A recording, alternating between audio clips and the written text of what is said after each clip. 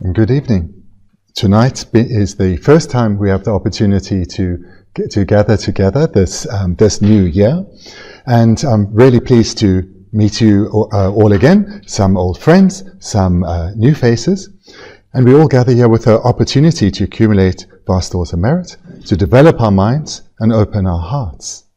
Something that we all have in common, in fact not just us but all beings, human and animals, we all long for happiness, a state freed of all suffering and pain. And everything we engage in, all our varying activities, whether directly related to the Dharma or mundane activities, these we all engage in so as to attain happiness and overcome problems. Recognizing that all beings want to experience only happiness, a happiness that's freed of all forms of pain and misery, not only coarse but subtle too. The Buddha taught many methods for achieving this, but they all come down to transforming our mind. It's through transforming our mind that we will experience happiness, and it's through transforming our mind that we will never experience problems or difficulties.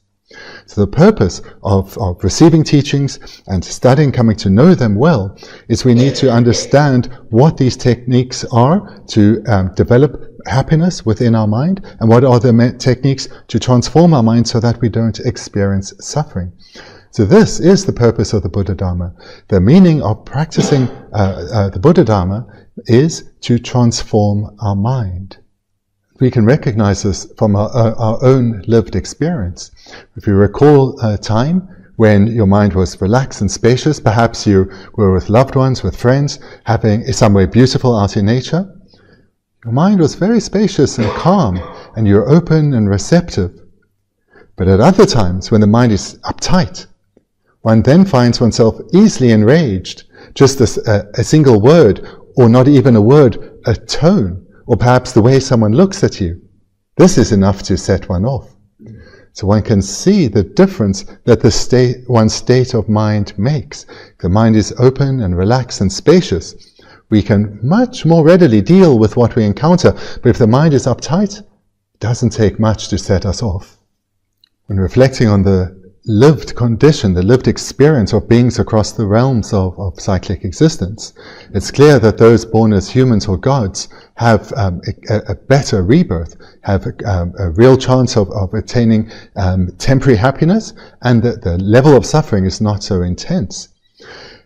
So to accumulate the causes that will lead to another good rebirth like we have now, this comes about through accumulating virtue. And virtue is accumulated primarily through one's mental attitude, through a mind that is virtuous. So here, right at the outset, in terms of goals to aspire for, one sees the importance of taking care of one's mind, of applying practice to our mind. And then if one thinks to a goal higher than a mere good rebirth, a goal of liberation, where one attains a state freed of suffering and pain, a state of lasting happiness. The state of liberation is where one abandons all the afflictions such as anger and attachment together with their seeds completely. So clearly that comes about through developing one's mind.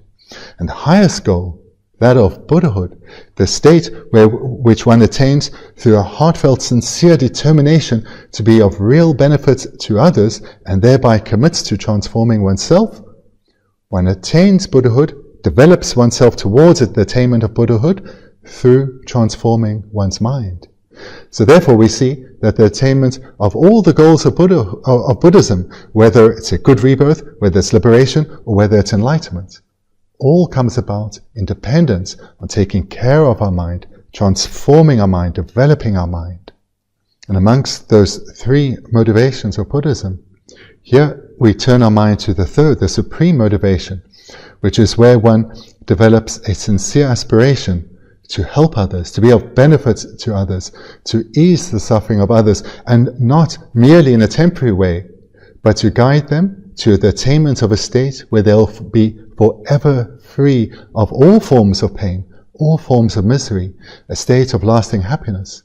And to bring that about, the practitioner commits to becoming a Buddha for the sake of others.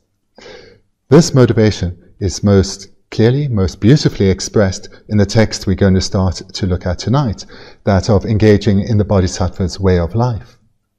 To generate the appropriate motivation for this rare and precious opportunity, reflect how this world that we live in is populated by countless beings. But if you divide them into human and animal, we would have to say that humans comprise not even a fraction of a percentage of all beings in this world. And then if we were to take those human beings, those 8 billion human beings, and look amongst them, how many have an inclination to come to understand the Buddha Dharma? It's a tiny number out of that 8 billion. And of those who have an inclination towards the Buddha Dharma, how few have the time to devote to receiving teachings. And of those few who have the time to devote to receiving teachings, how many actually have the time to deeply engage with those teachings, to strive to transform their minds, not to leave the reception of teachings as mere imprints, but to actually transform their minds. We whittled down this number from 8 billion to relatively few, like a handful of all of them, in no time. So this we need to recognize and recall again and again, to recognize our great good fortune. And this then is the outset for the developing of the appropriate motivation, in particular the motivation of bodhicitta with which to receive these teachings. To take this aspiration that we have to develop bodhicitta within our own minds, there is no greater text than this. Amongst all the texts presenting bodhicitta, how to cultivate it in our own minds, if we look at all the sutras, all the commentaries, there is no greater text than this one by Shantideva.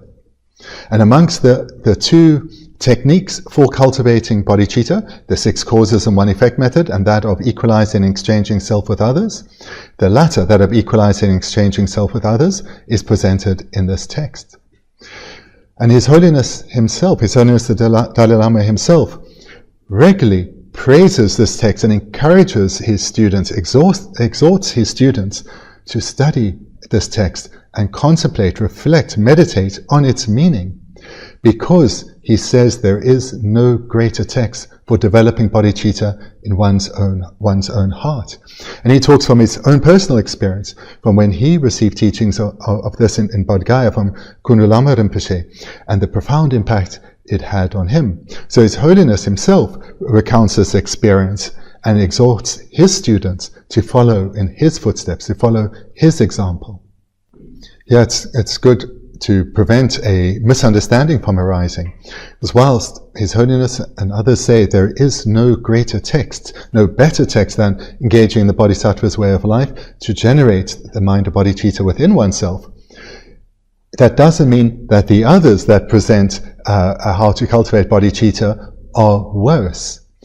Rather, we should understand the expression or the statement that there is no greater text than this in the following way.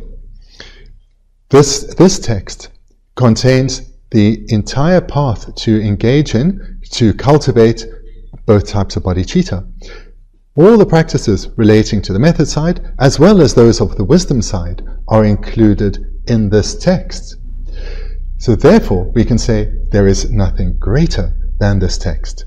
Because many other phenomenal texts, such as fundamental wisdom, that and other texts teach only a particular topic, such as in that case, on emptiness. But the text here by Shantideva includes all the teachings on the method side, the bodhicitta side, as well as the wisdom side.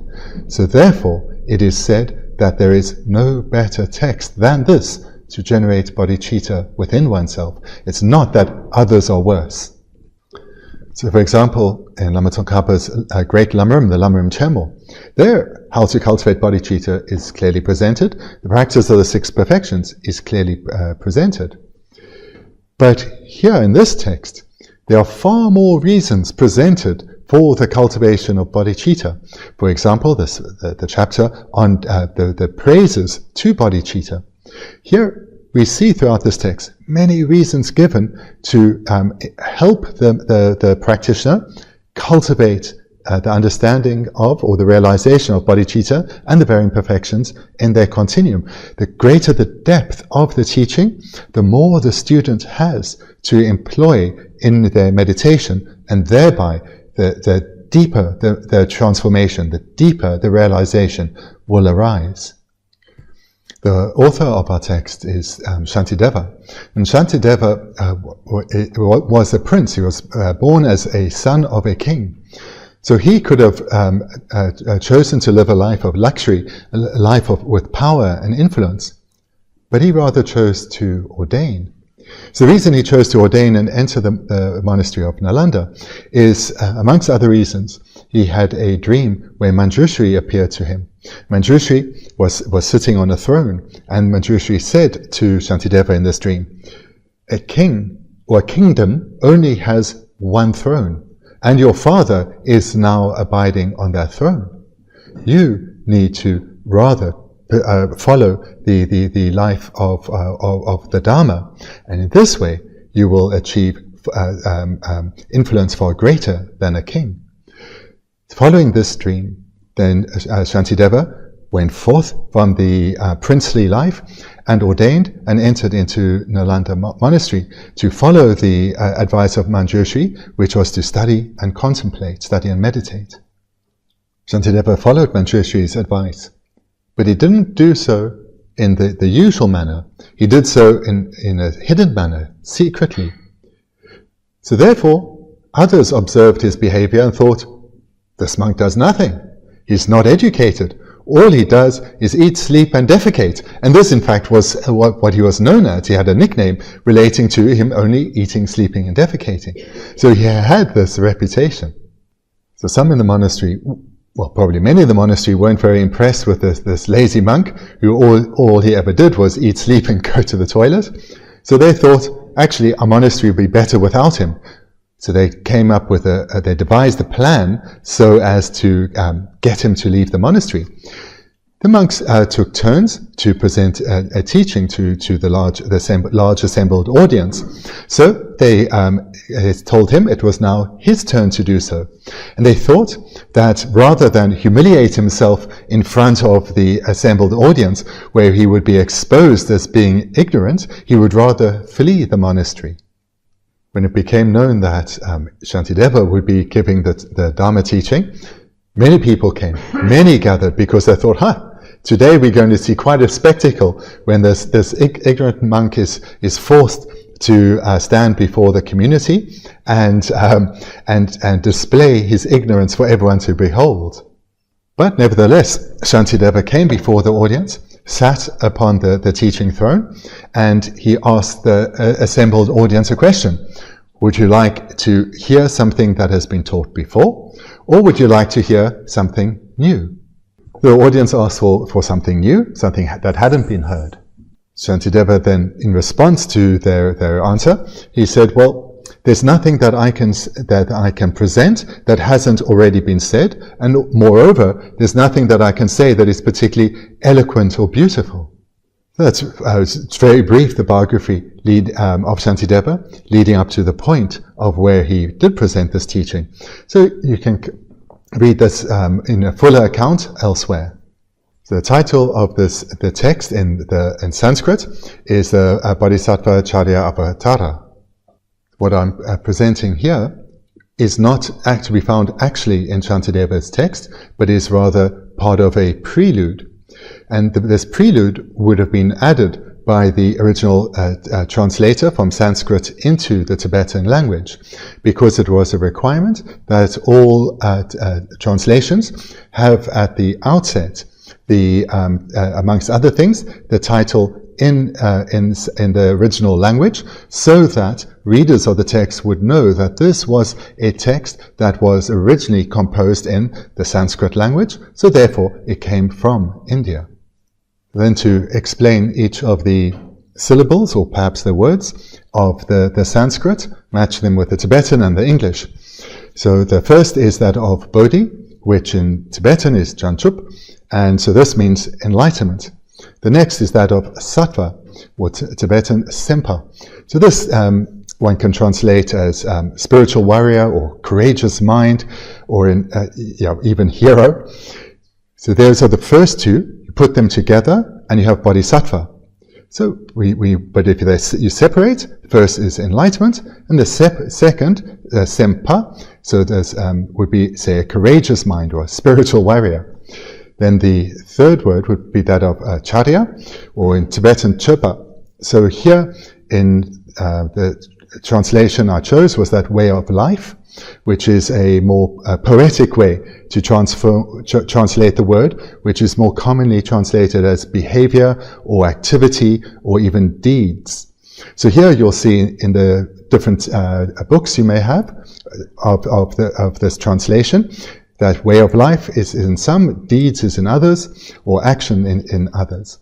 Then the last Sanskrit word is avatara. So this is in Tibetan jukpa. So this is it can be translated as engage. It can be translated as enter or apply, or even one translator uses introduction. So there are different ways to express it. In the title of this text, Bodhisattva Charya Avatara, this actually contains the meaning of the entire text itself. So we take the first syllable, that of Bodhi, or Janchup, or enlightenment. So there are three differing enlightenments, small, middling, and great. The small and the middling are attained respectively by hero and solitary realizer practitioners, and great enlightenment is attained by the Bodhisattva. And here, this text refers to the great enlightenment of a Bodhisattva. And who is striving to achieve this great enlightenment? That is then referred to in the next syllable, that of Sattva, or Sempa, or the spiritual warrior that possessing a courageous mind. So this is the practitioner who is striving to achieve great enlightenment, the Bodhisattva. The third syllable, that of Charya or Chöpa. So how does the Bodhisattva strive to achieve enlightenment? What is their behavior, their conduct, their way of life? So that is the next syllable. And what it refers to, Charya or Chöpa, what it refers to is the six perfections.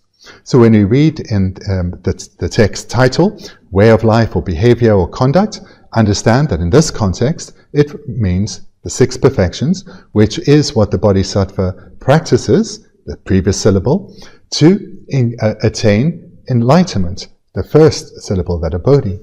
Then the very last syllable, that of Avatara, or Tibetan Jukpa, or here translated as engaged, this just serves as a verb for the previous word, that of a way of life or behavior or deeds or conduct, that makes it into a verb. So this is what is being practiced in order for the Bodhisattva to attain enlightenment. That then is the meaning of the text and the purpose of the text, the meaning of the title and the purpose of the text. Just to repeat, this is the meaning of Bodhisattva Charya Avatara, reading from the back to the front. There's activity that is being engaged in, namely the six perfections. That is the activity, the behavior, the deeds, the way of life that is being engaged in by whom? Bodhisattvas. And for what end, for what purpose are Bodhisattvas engaging in this particular way of life? They are doing so as to attain enlightenment. That then is the meaning in brief of the title of the text. So then the Tibetan commentary goes on to give the Sanskrit and their Tibetan equivalents. So I'll just repeat that again. So Bodhisattva Charya Avatara in Sanskrit, in Tibetan, is Janchu Sempa Chöpa Jukpa. And then the syllables that match, Bodhi and Jangchup, and Sattva and Sempa, and Charya and Chöpa, and Avatara and Jukpa. So again, you won't have this in any of your translations, but the Tibetan then continues with a homage expressed by the original Tibetan translator. The original Tibetan translator who translated the text from Sanskrit into Tibetan. And he offers homage to the Buddhas and Bodhisattvas. And the purpose of the translator offering this homage is so as to create merit, so as to clear away all obstacles to the translation, and thereby ensure its completion. And the further reason for the homage being offered is that the translators were following an instruction from a Tibetan king that before each translation, one of 3 homages needs to be expressed, because whichever homage the translator utilizes will indicate of the 3 baskets of sutra which basket this belongs to. So if this homage was to the Buddhas and Bodhisattvas, which shows that this text, the Bodhisattva Charivatara, belongs to the Sutra Pitaka, or the Sutra basket. If the homage had been to the Buddha, the text would have been, the reader would have known that the text belonged to the Vinaya Pitaka. And if the homage had been to Manjushri, then the reader would know that the text belongs to the Abhidharma Pitaka. So the first page of, again, this is all in the Tibetan commentary, the first page is done in accordance with the instruction of the Tibetan king of the day, where he presented, you need to state, the translator needs to state which language the text has been translated from. So here it explicitly says Sanskrit, so one knows that the text originally came from India, but if it had said Chinese, one would know the text had been composed in China. And moreover, because the homage is offered to the Buddhas and Bodhisattvas, the reader will know that the text belongs to the Sutra Pitaka, rather than, say, the Abhidharma or Vinaya Pitakas. So when one imagines having a number of texts before one, immediately when one opens the first page, one will know what the source is, where this text came from, this translation came from, or whether it's an original Tibetan language text, as well as the general subject matter. That will be clearly understandable to the reader from seeing the very first folio. So this has great benefit in that the translators all follow the edict of the king, and therefore all the texts of that time start in the same way. These days, if texts that are translated followed this tradition, I think there would be some benefit, because immediately the reader would know that this is a translation, and that what language it had been translated from, and what its name was in that source language. So if it had come from English, the English name would be there. If it had come from French, the French name would be there. So this would really serve a purpose, but this isn't really followed much anymore. So just to recap there, the purpose of the translator's homage is to, in addition to what's been said, to accumulate merit, and through this merit to clear obstacles to their translation, as well as to ensure through this merit that their translation is successfully concluded. So now we come to the actual text by Shantideva himself, and his text, or his oral teaching, started in the similar way to what the translator does, in that it starts with a homage. So this is expressed in the first 2 lines. To the sugatas, endowed with the dharmakaya, together with their children and all who are worthy of respect, I humbly prostrate. So first we recognize here the objects to whom homage is offered. The sugatas endowed with the dharmakaya, together with their children and all worthy of respect. So looking at the Sanskrit word sugata, or it's Tibetan de-shek. Here this has, the Tibetan has 2 syllables, de and shek. So the first word de, here we can understand as meaning goodness or excellence. So in general, there are many goodnesses or excellences to strive for, such as the attainment of an excellent rebirth, the attainment of the excellent state of liberation, or the attainment of the excellent state of enlightenment. And then the second syllable, that of shekpa, so this means to have gone, to go or to gone. So we put the 2 together and we can say gone to excellence or gone to goodness. And this refers to having attained the state of Buddhahood, a state completely free of all faults and where all good qualities are developed to the level of perfection. So again, this term de, which can be translated more commonly as goodness, but also excellence, also perfection, we can then understand here as meaning, and then with the second syllable of shekpa, referring to gone. So gone to excellence, gone to goodness, or gone to perfection. Because here in this context, it's referring to the state of Buddhahood, where all good qualities are developed to perfection and all faults have been completely eradicated. So for, perhaps in pujas that, or prayers that one recites, and in Tibetan, Deshek you may not be so familiar with, but it's an abbreviation which you may be more familiar with, Deshin Shekpa. So this is the full word, Deshin Shekpa, before the Sanskrit of sugata. And what it means is gone to the state of goodness. So it implies an activity. This term go or gone, this implies activity. So this implies that the state of supreme goodness, the state of perfection, Buddhahood, is attained by, through practice. And who practices? A being. So therefore one can understand from the meaning of the word sugata that it refers to a being, namely a sugata, a Buddha, who attained this state, the state of goodness, through practice. They have gone to the state of goodness through transforming their mind. Then continuing in the first line, to the sugatas endowed with the dharmakaya. So the bodies of a Buddha can be divided in differing ways. So one is into 4, another is into 3, another is into 2. And if one condenses, one just has this division into 2, the dharmakaya and the rupakaya. So the wisdom bodies and the form bodies.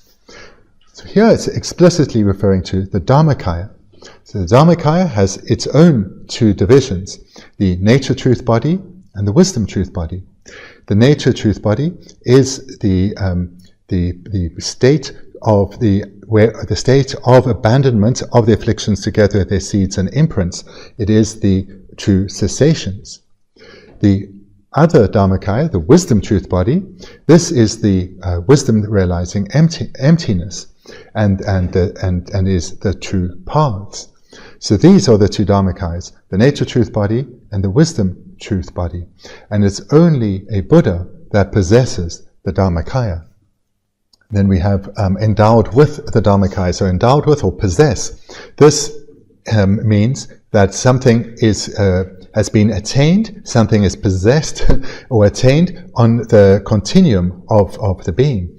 So who possesses the dharmakaya, who is endowed with the dharmakaya? Only the Buddha has attained a state where all the afflictions together with the seeds and imprints have been completely eradicated and have developed an omniscient consciousness. To the sugatas endowed with the dharmakaya together with their children.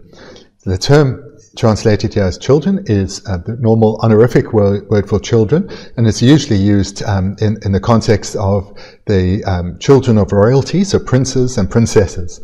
But in the context of the Dharma, it refers to Bodhisattvas, and here in particular, it refers to Arya Bodhisattvas, seeing that the Arya Bodhisattvas are those who are closest to the attainment of Buddhahood, who are currently striving for and are close to attaining Buddhahood. So together with their children refers here to Arya Bodhisattvas. This first line here is Shantideva offering homage to the sugatas who are endowed with the dharmakaya together with their children. Here he's actually offering homage in this first line to the 3 jewels, and in particular to the unique 3 jewels of the Mahayana.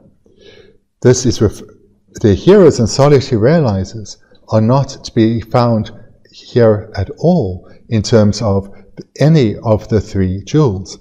So this expression here, to the sugatas endowed with the dharmakaya together with their children, this refers to the 3 jewels, but in particular a unique presentation, or unique presentation of the Mahayana. The 3 jewels can be expressed in the unique way of the Mahayana, as is the case here, or in the more common ways. The more common way that one is used to hearing is that the Buddha jewel will refer to the Buddhas. The Sangha jewel will refer to all Arya beings, whether hero or solitary realizer or bodhisattva, all three of them. And then the Dharma jewel will be the true paths and true cessations in their continuums, the continuums of all Arya beings, whether hero, solitary realizer, bodhisattva, or Buddha. Whereas the unique three jewels of the Mahayana, the Buddha jewel refers again just to Buddhas, but the Sangha jewel refers solely to Arya bodhisattvas, and then the Dharma jewel refers solely to true cessations and true paths in the continuum of Arya bodhisattvas and Arya Buddhas. So therefore, there's a difference in, or that is the difference in the unique three, or the three jewels that are unique to the Mahayana. And to repeat that, for the Buddha jewel, which again refers to Buddhas, but for the Sangha jewel, it only refers to Arya bodhisattvas, and then for the Dharma jewel, it only refers to true cessations and true paths within the continuum of Arya bodhisattvas and Arya Buddhas. So the purpose of having three jewels that are unique to the Mahayana is because it's only bodhisattvas who would go for refuge in this way, because it's bodhisattvas who share the aspiration of the Sangha jewel, the Arya bodhisattvas, which is to develop the true paths and true cessations in their continuum of Arya bodhisattvas and Arya Buddhas and attain the state of Buddhahood. It is bodhisattvas who hold this as their goal. And the reason that Shantideva explicitly states these three unique Mahayana jewels at the outset is because the purpose of his teaching is an exposition of the way of life of bodhisattvas, or the conduct or behavior of bodhisattvas. Therefore, he expresses refuge in the way that bodhisattvas go for refuge. In the second line, Shantideva expands to whom he offers homage. So here we see, to all who are worthy of respect, I humbly prostrate. So in the first line was specifically to the unique three jewels of the Mahayana, and then in the second line he expands this out to all others who are worthy of homage. So the end of the second line in Tibetan is a particle which isn't translated, and is a particle that isn't ever translated, but it implies that now, having gone for homage, there is continuation. Something now else is going to happen. Here in these first two lines, Shantideva offers first homage to the unique three Mahayana jewels, as well as then to all others who are worthy of respect, such as lamas and abbots. And the purpose, again, just like previously, of having a homage, of paying one's respect, is to accumulate merit for the purpose of this teaching, there being all obstacles to this teaching being overcome, as well as for this teaching to be completed, this teaching he was about to present to his audience. So here, as we embark on this text, in the first of more than 900 verses, the way to approach this text, as with all others, is to receive the teaching as personal instruction, not as a mere academic accumulation of knowledge, but as personal advice. So therefore, what we've just seen in these first two lines, we should take as guidance on how we should go for refuge, how we should, or to whom we should address our prayers of aspiration, to whom we should engage in accumulating virtue. We too should go to refuge to the unique Mahayana three jewels, following the example of Shantideva, and doing so for the same reason, to accumulate merit so as to overcome obstacles in our mental development and to bring our mental development to completion, to perfection. Because the purpose of receiving these teachings is to integrate them into our heart, And we do this through our various meditations, our practice. And the purpose of Buddhist practice, as we heard, as I said at the outset of our talk, is to transform our mind. And to transform our mind quickly comes about in dependence on the accumulation of vast stores of merit. And therefore, by going for refuge or paying homage in the way that Shantideva has here, following his example, taking his example as personal advice, we will achieve our goal of transforming our mind radically so much more quickly. Here now Shantideva makes a promise, a commitment. I here now will present the stages of training of a bodhisattva for those who want to engage in the way of life, the lifestyle of bodhisattvas. These are the stages to train your mind in, and I will present these clearly. But we'll conclude there for this week and start from the same point with this promise next time.